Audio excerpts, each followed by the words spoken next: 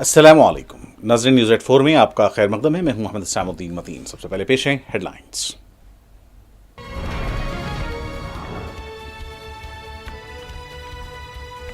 21 जुलाई से शुरू हो रहा है पार्लियामेंट का मानसून इजलास। मरकजी वजीर किरण रिजिजू का बयान, कहा 19 जुलाई को तलब किया गया है कुल जमाती इजलास।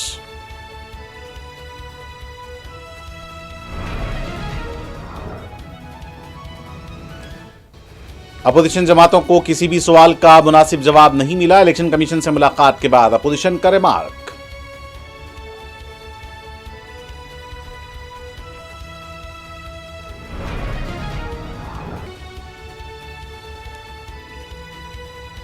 दिशा सालियान मामला, वजीर आला देवेंद्र फडणवीस और शिंदे ग्रुप को आदित्य ठाकरे से माफी मांगनी चाहिए, संजय रावत का मुतालबा।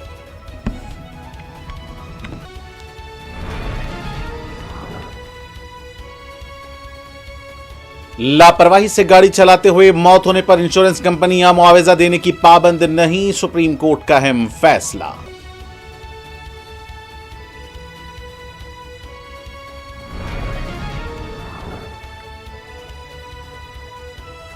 समाजी इंसाफ सिर्फ कांग्रेस दे सकती है, तेलंगाना सदर कांग्रेस महेश कुमार गौड का बयान। बीसी रिजर्वेशन मामले पर कविता पर सियासी मुनाफिकत का लगाया इल्जाम।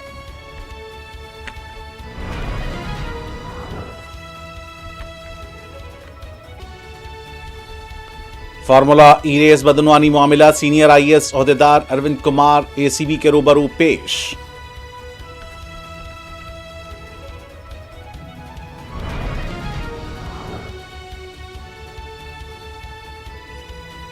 जिले संगारेड्डी में सड़क हादसा, फिल्मनगर के एसआई राजेश्वर हादसे में हलाक।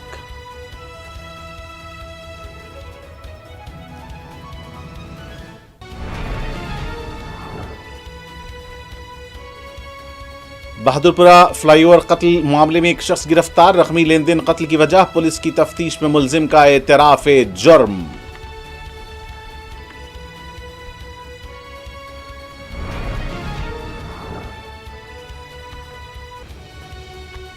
और मामला खत्म हो चुका है। इस्राएली वजीर आज़म नेतन्याहू ने हमास को जड़ से खत्म करने के अज़्म का किया इजहार। सालिसों से मौसूल होने वाली जंगबंदी की तजावीज़ पर तबादला ख्याल कर रहे हैं, हमास का बयान।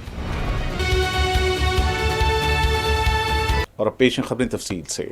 पार्लियामेंट की मानसून इजलास की तैयारियां जारी हैं। मानसून इजलास से कबल मरकजी हुकूमत कुल जमाती इजलास तलब कर रही है। मरकजी वजीर बराए पार्लिमानी उमूर किरण रिजिजू का कहना है कि मरकजी हुकूमत ने पार्लियामेंट की मानसून इजलास के सिलसिले में 19 जुलाई को कुल जमाती इजलास तलब किया है। उनका कहना था कि पार्लियामेंट का मानसून इजलास 21 जुलाई से शुरू हो रहा है, जो 21 अगस्त तक जारी रहेगा। किसी खलल के बगैर इजलास की कार्रवाई को यकीनी बनाने के लिए कुल जमाती इजलास तलब किया गया है। सुप्रीम कोर्ट ने अपने एक अहम फैसले में कहा है कि अगर किसी ड्राइवर की अपनी लापरवाही या तेज रफ्तारी की वजह से स्टंट करते हुए या गलत तरीके से गाड़ी चलाते हुए मौत हो जाती है तो इसके कुंबे को मुआवजा देने के लिए इंश्योरेंस कंपनियां पाबंद नहीं होंगी। अदालत का यह फैसला रफ्तार में गाड़ी चलाने वालों और स्टंट करने वालों के लिए सख्त पैगाम माना जा रहा है। जस्टिस PS नरसिम्हा और अरमहा देवन की बेंच ने एक मामले में महलूक की अहलिया, बेटे और माँ बाप के मुआवजे के मुतालबे को खारिज कर दिया। अदालत ने यह फैसला ऐसे शख्स से जुड़े मामले में दिया है जो तेज रफ्तार और लापरवाही से कार चलाते हुए हादसे का शिकार हो गया था। यह हादसा 18 जून 2014 को पेश आया था। रविश ने तेज रफ्तार और लापरवाही से गाड़ी चलाई और ट्रैफिक ज़ाब्ते तोड़े। दौरान सफर उसने गाड़ी पर से कंट्रोल खो दिया, जिससे कार पलट गई। इस हादसे में रविश शदीद तौर पर जख्मी हो गया और बाद में उसकी मौत हो गई। आरजेडी लीडर और रुकने पार्लियामेंट मनोज झा का कहना है कि बिहार इंतखाबात से कबल इलेक्शन कमीशन के इकदाम के सिलसिले में अपोजिशन जमातों को किसी भी सवाल का मुनासिब जवाब नहीं मिला है। मनोज झा का कहना था कि हर किसी की इलेक्शन कमीशन तक रसाई होनी चाहिए। इलेक्शन कमीशन की जिम्मेदारी है कि वो सियासी कायदीन के मसाइल की समाअत करे। उनका कहना था कि हमने इलेक्शन कमीशन को अपनी तमाम खदशात से वाकिफ किया था, लेकिन हमें किसी भी सवाल का मुनासिब जवाब नहीं मिला। देखिए, अव्वल चूंकि आपने ये सवाल पूछा, मैं तकरीबन 15 वर्षों से, उससे ज़्यादा से ही चुनाव आयोग के संपर्क में हूँ। अलग अलग चुनाव आयुक्त आए गए, मुझे बेहद पीड़ा के साथ बाहर निकल करके ये बोलना पड़ा कि मैं इस मीटिंग को, जो इतने महत्वपूर्ण मुद्दे पे थी, मैं इसे सौहार्दपूर्ण नहीं कह सकता। चुनाव आयोग को सुलभ होना चाहिए, सुनना चाहिए। सुनने की प्रवृत्ति लोकतंत्र की मौलिक शर्त होती है। हमने सारी चिंताएं बताई, जो सवाल पूछे, चाहे नेता प्रतिपक्ष तेजस्वी जी की ओर से पत्र में जो चीजें इंगित थी, टाइमिंग को लेकर के, डिफिकल्टीज को लेकर के, बेदखल करने की एक जो लोगों के अंदर परसेप्शन जिसकी वजह से वोटबंदी बोल रहे हैं इसको, एक शिवसेना यूबीटी के रुकने पार्लियामेंट संजय रावत ने दिशा सालियान मामले में वजीर आला देवेंद्र फडणवीस और शिंदे ग्रुप के लीडरान को आदित्य ठाकरे से माफी मांगने का मुतालबा किया है। संजय रावत का कहना है कि उन्होंने शिवसेना ठाकरे ग्रुप के नौजवान लीडर को बदनाम करने की कोशिश की थी, लेकिन मुंबई पुलिस की एसआईटी रिपोर्ट में आदित्य ठाकरे को क्लीन चिट दे दी गई है। हाईकोर्ट में पेश करदा रिपोर्ट में जांच टीम ने दिशा सालियान की मौत को खुदकुशी करार दिया था। संजय रावत ने रिपोर्ट का हवाला देते हुए कहा कि अब हुक्मरान जमात के कायदीन को माफी मांगना चाहिए। तो आप माफी मांगनी चाहिए देवेंद्र फडणवीस। दिशा सालियान मामले में पुलिस का अगर क्लीन चिट का रिपोर्ट आया है तो आत्महत्या ही है। तो ये नारायण राणे का बेटा जो है ना, वो इतना है, देखो मुझे नाम नहीं उसका मालूम, एकदम उसको टिल्लिया बोलते हैं, हाँ, वो मंत्री है, वो है, देवेंद्र फडणवीस है, और भी उनके बीजेपी के लोग हैं, एकनाथ शिंदे है। ये लोगों ने शिवसेना से और आदित्य ठाकरे से माफी मांगनी चाहिए। एक युवा हमारे नेता को आपने जिस प्रकार से घेर लिया, बदनाम किया, लेकिन हम हटे नहीं, तो आप माफी मांगो, थोड़ी भी नैतिकता आप में है तो। शुमाली हिंद की मुख्तलिफ रियासतों में मानसून की बारिश जारी है, ताहम पहाड़ी इलाकों की रियासतों में सैलाबी सूरत हाल पैदा हो गई है। उत्तराखंड से गुजरने वाली दरियाए अलकनंदा में सतह आब में इजाफा हुआ है। रियासत के रुद्रप्रयाग में छोटे मंदिर और कई इलाके ज़ेर-ए-आब आ गए हैं।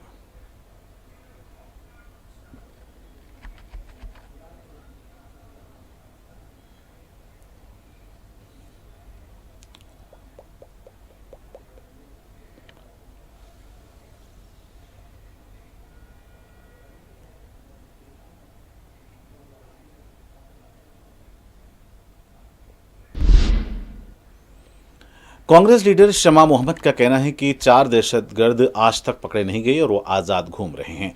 उन्होंने यूपीए दौरे हुकूमत का हवाला देते हुए कहा कि हमने 26/11 हमलों के बाद अजमल कसाब को पकड़ा और उसे फांसी दे दी, लेकिन मौजूदा हुकूमत की पाकिस्तानियों के साथ दहशतगर्दाना हमलों के बावजूद अच्छे ताल्लुकात रखती है। यहाँ तक मोदी हुकूमत ने पाकिस्तानी क्रिकेटर्स के सोशल मीडिया चैनल्स पर से पाबंदी खत्म कर दी। इस सिलसिले में वज़ीर आज़म मोदी और यूट्यूब को जवाब देना होगा। See, first and foremost, the 4 terrorists are roaming freely.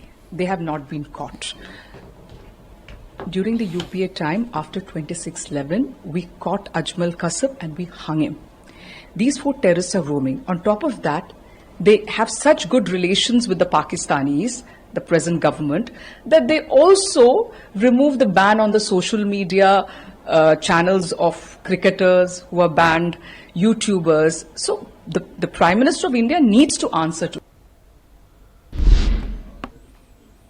NCP SCP leader Rohit Pawar का कहना है कि दिशा सालियान केस से आदित्य ठाकरे का कोई ताल्लुक नहीं था। ताहम बीजेपी और उसकी हलीफ जमातों ने आदित्य ठाकरे के साथ दिशा सालियान का नाम जोड़कर सियासी फायदा उठाने की कोशिश की है। इन लीडरान ने अपने सियासी फायदे के लिए एक महलूक खातून का नाम इस्तेमाल किया है, जो काबिल मजम्मत है। अब इन तमाम लीडरान को आदित्य ठाकरे और अवाम से माफी मांगनी चाहिए। हाँ, देखो, पहले से ही मैं आदित्य ठाकरे के बाजू से था। आदित्य ठाकरे का इससे कुछ रिलेशन नहीं था, ऐसा सबका कहना था।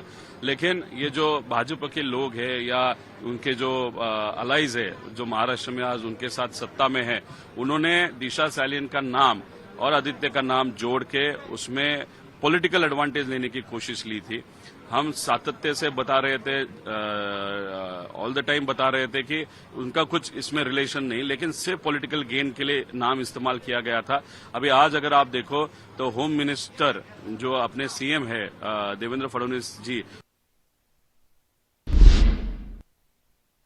दिल्ली के लाजपत नगर में दोहरे कत्ल ने सनसनी मचा दी। कातिल ने घर में घुसकर मां और बेटे का कत्ल कर दिया। इत्तला मिलते ही पुलिस मौके पर पहुंची। नाशों को पोस्टमार्टम के लिए दवाखाना मुंतकिल कर दिया गया है। बताया जाता है कि मां और बेटा चाकू के हमले में हलाक हो गए थे और ये वाकया कल देर रात पेश आया। महलूक की शनाख्त 42 साला रुचिका और 14 साला क्रिश के तौर पर की गई है।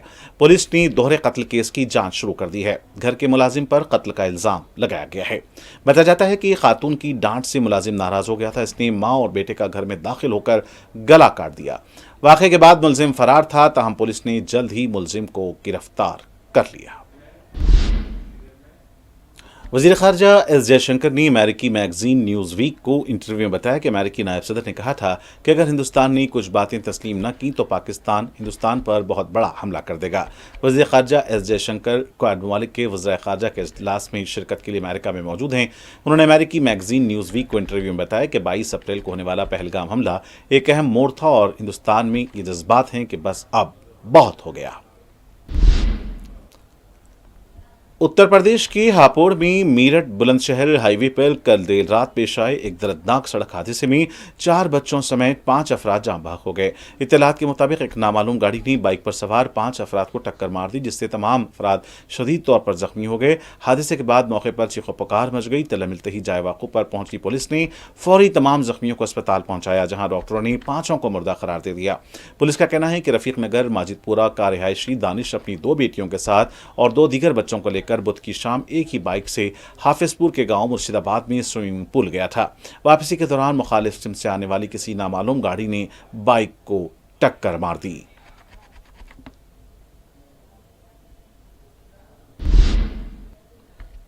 बीजेपी लीडर शहजाद पूनावाला ने इलेक्शन कमीशन के इक़दामात पर अपोजिशन के इल्जामात को मुस्तरद कर दिया है।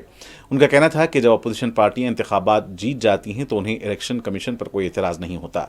जब महाराष्ट्र और हरियाणा में इंतखाबात में शिकस्त से 2-4 हुई तो इलेक्शन कमीशन पर तनकीदें की जा रही हैं। वज़ीर-ए-आज़म नरेंद्र मोदी का दौरे बैरून मुमालिक जारी है। वज़ीर-ए-आज़म मोदी कल घाना पहुंचे। घाना के सदर जॉन मोहामा ने उनका शानदार इस्तकबाल किया। साथ ही दोनों कायदीन के दरमियान कई यादाश्त मफाहमत पर दस्तखत किए गए।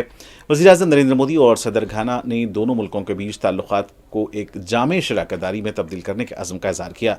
दोनों कायदीन के बीच मादनियात, दिफा, बहरी सलामती और तवानाई जैसे अहम शोबों के ताउन में इजाफे का फैसला किया गया है। इस बीच वज़ीर-ए-आज़म ने घाना में मौजूद हिंदुस्तानी कम्यूनिटी से भी मुलाकात की। इस बीच सदर घाना ने वज़ीर-ए-आज़म मोदी को उनके मुल्क के आला तरीन एजाज से नवाजा।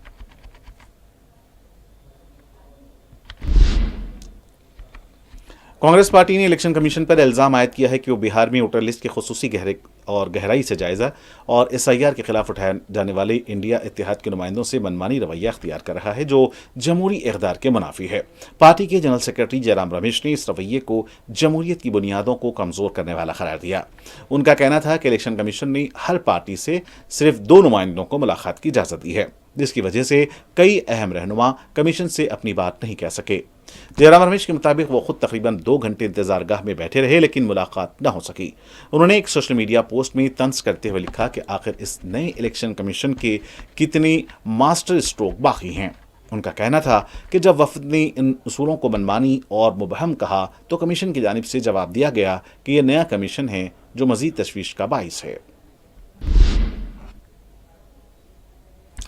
बीजेपी के रुकन असम्बली महेश टेंगनकाई ने RSS से मुताल्लिक कर्नाटक के वजीर प्रियांक खरगे के बयान पर रद्द-ए-अमल दिया है। उनका कहना था कि प्रियांक खरगे को एक बार सोचना चाहिए कि बीजेपी वज़ीर-ए-आज़म मोदी की पार्टी है जो मजीद 20 बरसों तक इख्तिदार में रहेगी, जबकि कांग्रेस पार्टी इख्तिदार में ही नहीं बल्कि अपोजिशन में रहने के भी काबिल नहीं है। बीजेपी रुकन असम्बली का कहना था कि प्रियांक खरगे के बयान पर ज्यादा तवज्जो देने की जरूरत नहीं है।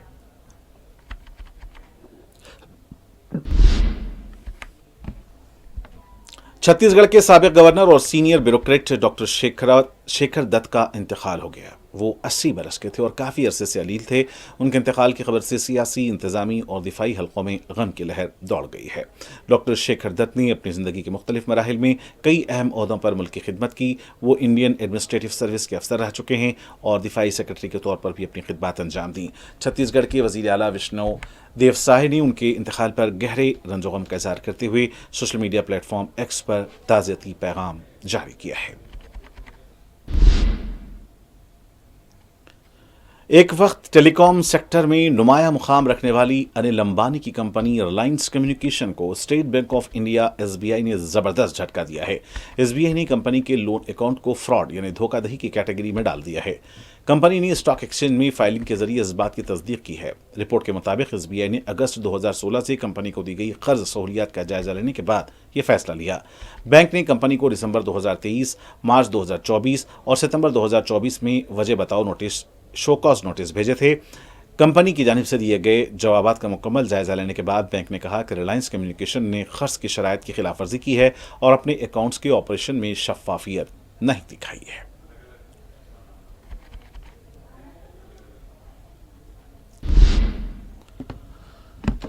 सदर पीसीसी महेश कुमार गौड़ ने बीसी तबकात से मुताल्लिक कविता की जानिब से सदर कांग्रेस मल्लिकार्जुन खड़गे के नाम तहरीर करदा मकतूब पर तनकीद की है। महेश कुमार गौड़ ने कहा कि कविता का मकतूब तजादात से भरा हुआ और शर्मनाक है। उन्होंने पूछा कि कविता ने यह मकतूब जागृति की नुमाइंदा के तौर पर लिखा है या BRS के तर्जुमान की हैसियत से। उनका कहना था कि कविता ने गुज़िश्ता 10 बरसों में बीसी तबकात के मसाइल पर कभी आवाज़ नहीं उठाई और अब रिजर्वेशन के नाम पर सियासत करते हुए आवाम को गुमराह कर रही हैं। उन्होंने चैलेंज किया कि कविता ने BRS के दौर इख्तिदार में BC रिजर्वेशन पर कभी संजीदा मौक़िफ़ इख्तियार नहीं किया था। उन्होंने दावा किया कि सिर्फ कांग्रेस ने हकीकी समाजी इंसाफ को यकीनी बनाया है।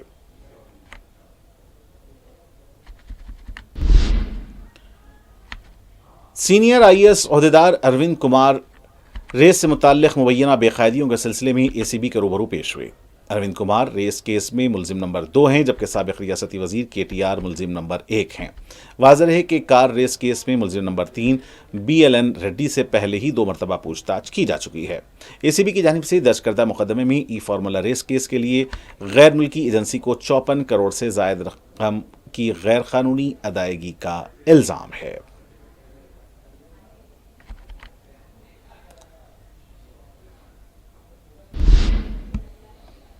सदर मजलिस रुकन पार्लियामेंट बैरिस्टर असदुद्दीन अवैसी की हिदायत पर मजलिसी रुकन कौंसिल मिर्ज़ा रहमत बेग कादरी ने हयात नगर के मुख्तलिफ इलाकों ओबलापुर मीट, ठट्टीनारम, पिड्डाम्बरपेट का दौरा किया। उन्होंने 2 BHK ब्लॉक्स के रिहायशी अफराद से मुलाकात करते हुए उनके मसाइल से वाकिफियत हासिल की। मुकामी अवाम का कहना था कि इलाके में कई दिनों से पानी की सप्लाई मसदूद है। सीवरेज लाइन समेत दीगर मसाइल से भी अवाम परेशान हैं।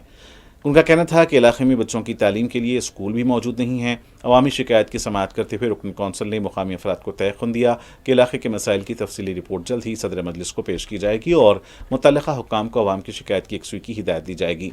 रुकन कौंसिल ने जू पार्क से आरामघर मनमोहन सिंह फ्लाईओवर के ज़रिए सड़क के तामीरी कामों का अदम तकमील का भी जायज़ा लिया। उन्होंने आरामघर चौराहे से शास्त्रीपुरम तक पैदल दौरा किया और मुतल्लिका हुक्काम को सड़क की अदम तामीर से दरपेश मसाइल समेत तौसी कामों की ताख़ीर से राहगीरों की मुश्किलात से वाकिफ़ करवाया।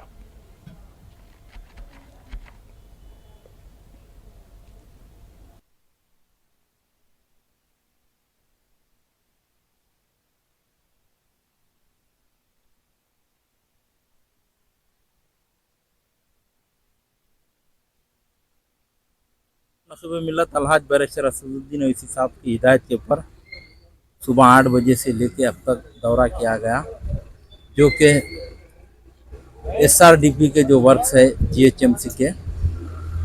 कल सदर मोहतरम ने GHMC कमिश्नर से बात किए थे करके यही बताए कि शास्त्रीपुरम ROB के ताल्लुक़ से और दूसरा आरामगढ़ टू जू पार्क जो ब्रिज बनाया गया उसमें जो जंक्शन इम्प्रूवमेंट्स के वर्क्स है और कुछ ड्रेन वर्क्स है, कुछ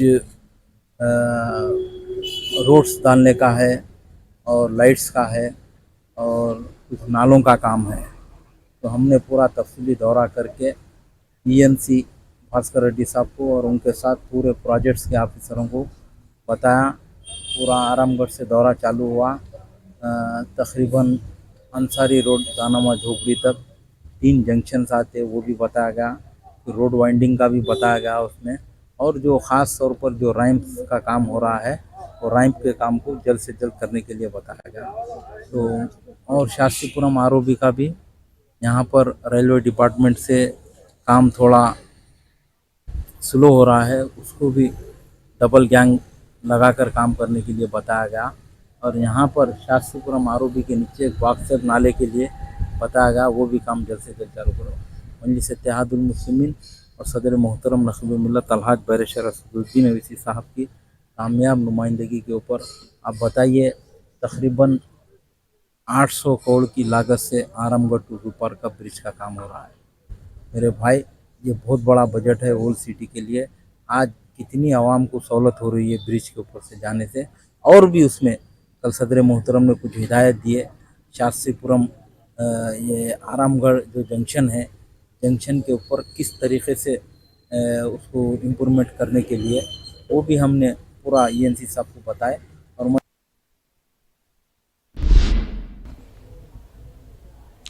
तेलंगाना के संगारेड्डी जिले के चरियाल गेट के पास तेज रफ्तारी के बायस पेश आए सड़क हादसे में फिल्मनगर के सब इंस्पेक्टर राजेश्वर हलाक हो गए। 4 जुम्मे की रात वो हैदराबाद के बलकमपेट यलम्मा मंदिर के करीब इंतजामी फराइज अंजाम देने के बाद वापस जा रहे थे कि उनकी कार एक लॉरी से टकरा गई। हादसा इतना शदीद था कि एसआई राजेश्वर ने मौके पर ही दम तोड़ दिया। हादसे में उनकी कार मुकम्मल तौर पर तबाह हो गई। वाक़े की तला मिलते ही पुलिस मौके पर पहुंच गई और लाश को करीबी सरकारी दवाखाना मुंतकिल कर दिया। पुलिस ने मुकदमा दर्ज करते हुए हादसे की वजूहात का पता लगाने के लिए तहकीकात शुरू कर दी हैं। मजीद तफसीलात का इंतजार है।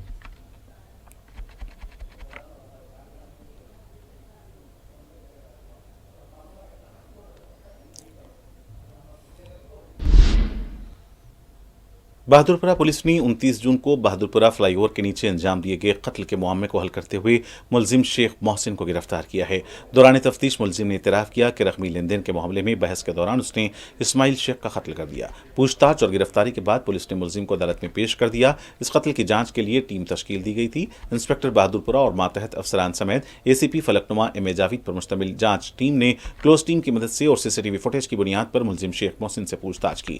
दौरान तफ्तीश मुलजिम शेख मोहसिन ने इतराफ़ किया कि 29 जून को बहादुरपुरा फ्लाईओवर के नीचे शराबनोशी के दौरान महलूक इस्माइल शेख से रकम के मामले में बहस हो गई। दौरान बहस उसने इस्माइल शेख के सर पर ग्रेनेड से हमला कर दिया था।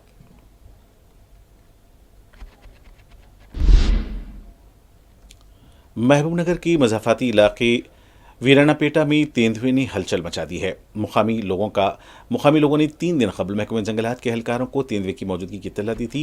इस वक्त महकमे जंगलात के हुक्काम ने इलाके की मुकम्मल तलाशी ली, ताहम तेंदुए का कोई सुराग नहीं मिला।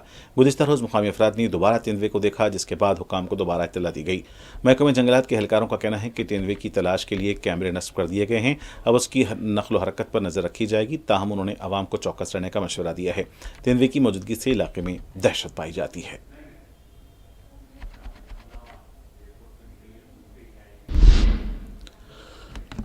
इसराइली वज़ीर-ए-आज़म नेतन्याहू ने कहा कि जंग के बाद गजा में हमास का कोई वजूद नहीं होगा। बुध के रोज़ नेतन्याहू के दफ्तर से जारी एक बयान के मुताबिक उन्होंने जनूबी इसराइल के शहर इस्किलान में खिताब करते हुए कहा कि मैं आप सबसे कहता हूं, अब हमास बाकी नहीं रहेगी, कोई हमासिस्तान नहीं होगा। हम इस सूरत हाल की तरफ वापस नहीं लौटेंगे और ये मामला ख़त्म हो चुका है। नेतन्याहू ने मजीद कहा कि हम अपने तमाम यरगमालियों को आज़ाद कराएंगे और साथ ही कहा कि हम हमास को जड़ से ख़त्म कर देंगे। अमेरिकी सदर ट्रंप ने मंगल के रोज़ ऐलान किया था कि इसराइल 60 दिन की जंगबंदी के लिए शराइत पर मुत्तफ़िक हो चुका है, जो 21 माह से जारी जंग रोकने के लिए तय की जा रही हैं। इस मुद्दत के दौरान अमेरिका तमाम फरीकों के साथ मिलकर जंग के खात्मे पर काम करेगा। ट्रंप ने हमास पर जोर दिया कि वह इस मुआहदे को कबूल करे।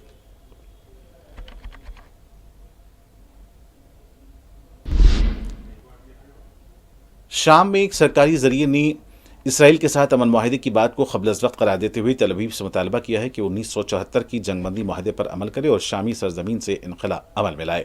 एक सरकारी ज़राए ने कहा है कि इस वक्त इसराइल के साथ अमन माहिदे पर दस्तखत से मुताल्लिक़ बयानात क़ब्ल-अज़-वक़्त हैं।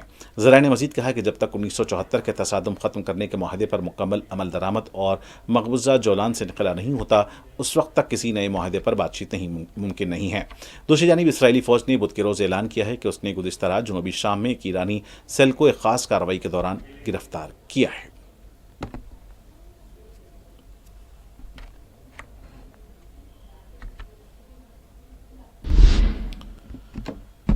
इंडोनेशिया की सयाहती जजीरे बाली के करीब कश्ती डूबने से 4 अफराद हलाक हो गए। गैर मुल्की मीडिया के मुताबिक सयाहती जजीरे बाली के करीब कश्ती डूबने का वाक़या गुज़िश्ता रात पेश आया, जिसके नतीजे में अब तक 4 अफराद की हलाकत हो चुकी है। रिपोर्ट के मुताबिक कश्ती में हमले के 12 अरकान समेत 65 अफराद सवार थे, जिनमें से 23 अफराद को बचाया गया है। ताहम 38 अफराद ताहाल लापता हैं। उनकी तलाशी के लिए रेस्क्यू ऑपरेशन जारी है। गैर मुल्की मीडिया के मुताबिक कश्ती डूबने की वजूहात जानने के लिए तहकीकात की जा रही हैं।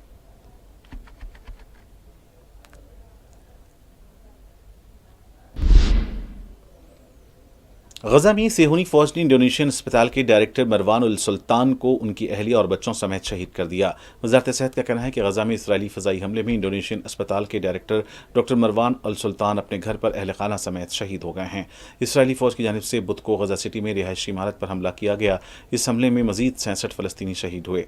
इसराइली फ़ौज ने फ़लस्तीनियों को गजा में खान यूनुस का इलाका फौरी खाली करने का हुक्म देते हुए कहा है कि भरपूर क़ुव्वत के साथ कार्रवाई की जाएगी। जिधर से रॉकेट दागा गया वहाँ हमला किया जाएगा। दूसरी जानिब जानिब हमास का कहना है कि सदर ट्रंप की गजा में जंगबंदी की नई पेशकश का जायजा लिया जा रहा है।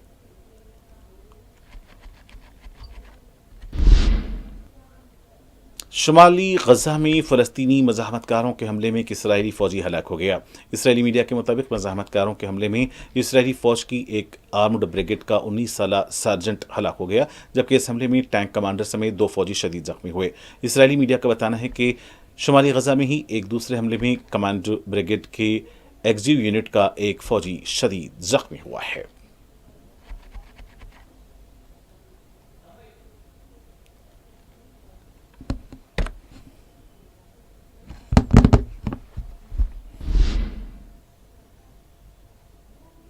और आखिर में सुर्खियां एक बार फिर।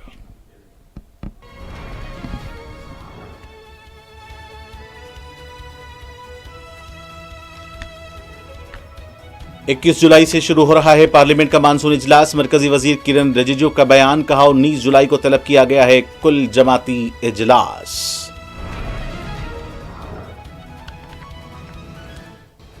अपोजिशन जमातों को किसी भी सवाल का मुनासिब जवाब नहीं मिला। इलेक्शन कमीशन से मुलाकात के बाद अपोजिशन का रिमार्क।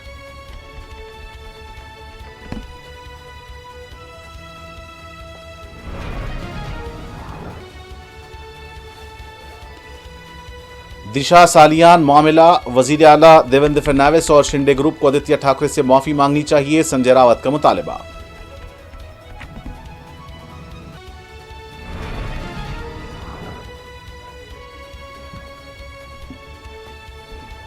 लापरवाही से गाड़ी चलाते हुए मौत होने पर इंश्योरेंस कंपनियां मुआवजा देने की पाबंद नहीं, सुप्रीम कोर्ट का अहम फैसला।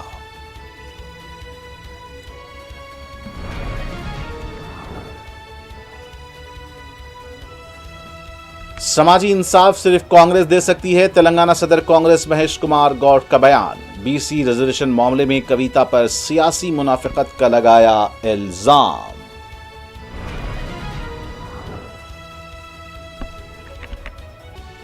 फार्मूला ई रेस केस बदनवानी मामला, सीनियर आईएएस ओहदेदार अरविंद कुमार एसीबी के रूबरू पेश।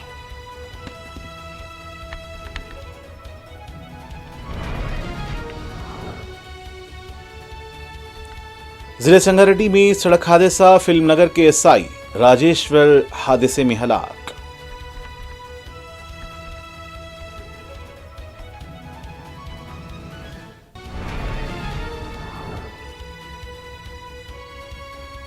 बहादुरपुरा फ्लाईओवर के कत्ल मामले में एक शख्स गिरफ्तार, रकमी लेन देन कत्ल की वजह, पुलिस की तफ्तीश में मुलजिम का एतराफ़े जुर्म।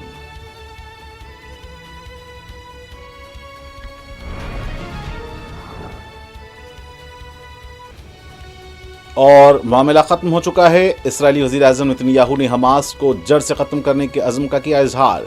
सालिसों से मौसूल होने वाली जंग बंदी की तजावीज़ पर कर रहे हैं तबादले ख्याल, हमास का बयान। और नाज़रीन, न्यूज़ एट 4 का सिलसिला यहीं इख्तिताम को पहुंचता है। मुझे मोहम्मद सामुद्दीन मतीन को पूरी टीम के साथ दें इजाज़त। देखते रहें 4TV न्यूज़। खुदा हाफिज़।